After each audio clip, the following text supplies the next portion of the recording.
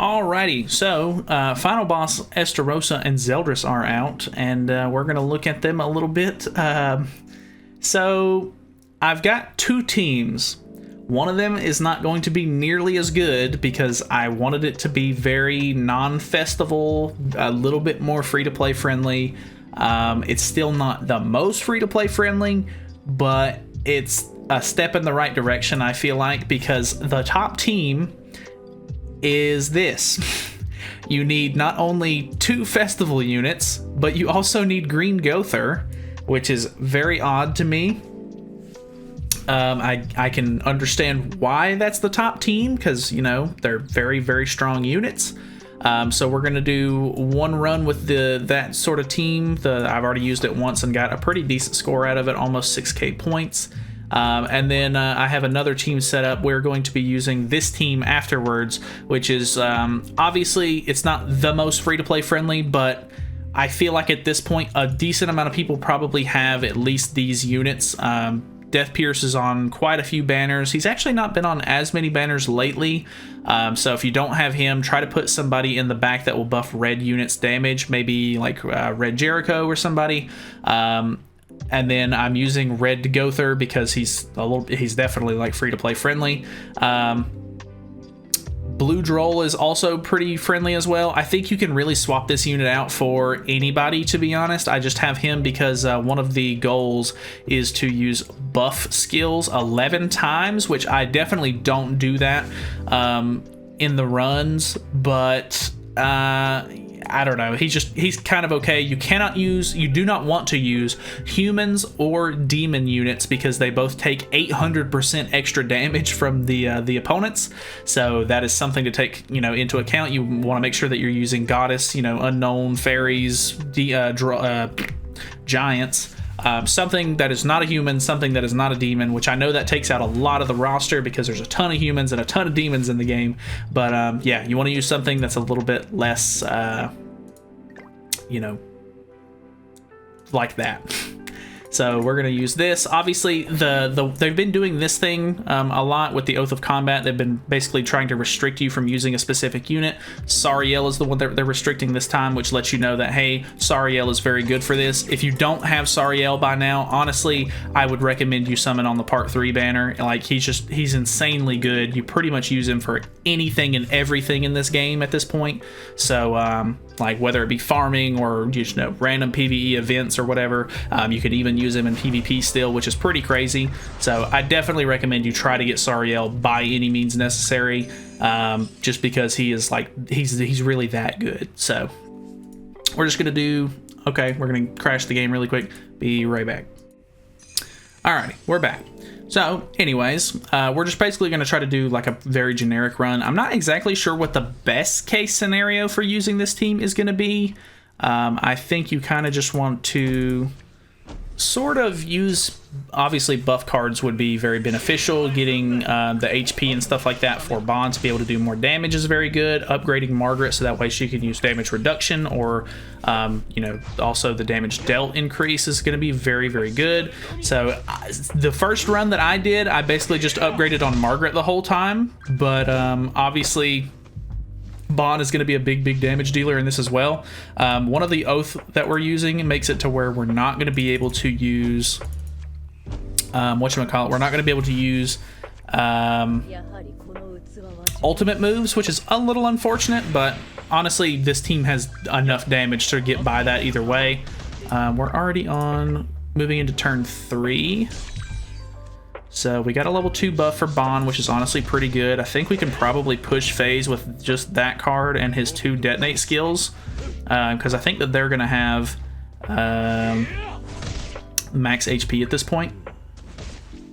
So depending on what kind of cards we draw next turn, actually Zeldris didn't get nearly as much of his bar full as I expected him to, but we're going to use these 3 cards here. We might push phase here, we might not, it just depends. They are both green. It looks like we're going to be good, I think. Nice, okay, we're good on that. So we can pop this level 3 card for Margaret next turn and get a ton of extra damage dealt. Using the level 3 card isn't going to kill, but that extra card might we'll just have to see. So let's use these. I think last time I just used 3 attack cards because I already had my my buff card on. But as far as I know, there's really not anything super crazy about this fight. Obviously, Estarossa, if you let him, you know, get past this first turn, he will put up a counter card, which can deal quite a bit of counter damage. So you might have to worry about that. But I think if you go into the second phase with, you know, a decent amount of cards like already set up in your hand, you shouldn't have to deal with too much there. So that's almost a 6K score. I don't know if that was better than the one we had. This is 5928. We didn't end up doing the 400K challenge, which is a little unfortunate. Let me go and see if that was a better score or not, and then we'll swap over to the other team. 49 or 5928 was it? Yeah, so actually that was a new score, which is kind of cool. The other team obviously is not going to do nearly as good. We're going to switch the oaths over to clear without food on this one because obviously we are going to be using Sariel, so we don't want to just screw ourselves out of the 15% points. So make sure you do that. But yeah, this one's a little bit more straightforward, I feel like. You kind of just, you know, taunt with Droll, so that way it kind of pulls attention away from the other units. You can pretty much just upgrade on Sariel to get off damage, and then just use Sariel and maybe Gother's cards to sort of, you know, push phases and etc. So it's nothing, honestly, too crazy. Plus, as long as they're not human or demon, they're really not going to be taking too much damage to begin with. So, I mean, I don't know, my gear is pretty good, and I feel like, you know, these final bosses aren't nearly as bad as they used to be. I feel like they've toned down the difficulty on them quite a bit and made them a little bit more accessible for everybody, which is a good or a bad thing depending on how you look at it. I think we're going to waste some of these cards. I kind of hope he hits Zeldris with this. He doesn't. Okay. So we kill Estarossa here. That's fine either way. I kind of just want to see if I can get a little bit more cards set up in hand for next turn. We're okay at the moment.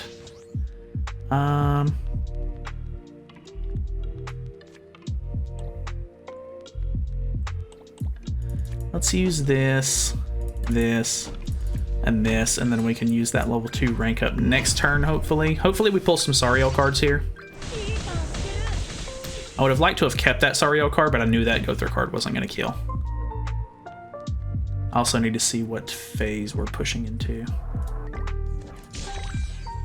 So I think this is going to be phase 4. Yeah, phase 4. We didn't pull any extra cards for Sariel, unfortunately. I think for that reason, let's try and just use some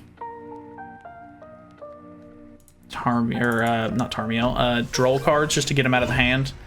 We may end up pulling his ultimate, but I think Zeldris can remove my ultimate on this phase, which might actually come in handy because Droll's going to pull his. Hopefully he takes it off. Actually, I think he uses blue Zeldris' kit here, so he's not going to be able to take off my ultimate, unfortunately. I think he still has Zeldris' commandment, though, which is kind of nice. Actually, I'm not sure if he does. I think it's Estarossa's commandment in play here. Let's go for the double upgrade. And I kind of want to see how much counter damage he's gonna do to Sariel here. I know I'm not gonna kill him with the level 3. Pretty close though. Okay, and it wasn't nearly as bad on the damage there. All right, nothing too crazy there. Got good cards in hand for Sariel for sure. I think we can probably mop this up, to be honest. Let's go for something like this. Boom. Hopefully this kills here. It does, very nice. And then hopefully this kills. I'm not sure if this will actually. No, it does not. All right, that's fine. More ults in hand, which is a little unfortunate, but we did pull some cards, which is nice. I've never seen that move before. I'm assuming that's because he's in his stance or whatever. Or not his stance, but he's in his like costume. So yeah.